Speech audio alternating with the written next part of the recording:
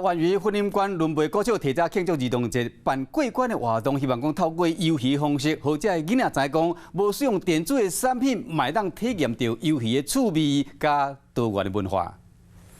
老师甲囡仔解释，这导游免怎算。即天轮培国小为了庆祝儿童节，举办无插电当有趣活动，目的就是要让囡仔知影讲，无使用电子产品，嘛当省到好耍的物件。我们今天非常的感谢学校安排的那个有趣的那个闯关游戏，让孩子有勇于挑战的精神。这摆活动拢总10关，其中2关是到大好好推广的教安课和越南语，希望囡仔会当透过游戏方式。 学到多元文化。今天做了糖葫芦，对，然后这体验还蛮棒的。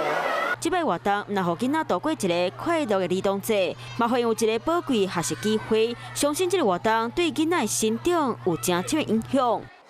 有事没事赶紧转开华视，还没有订阅华视的 YouTube 频道吗？赶紧按赞、订阅、开启小铃铛，我们华视 YouTube 见。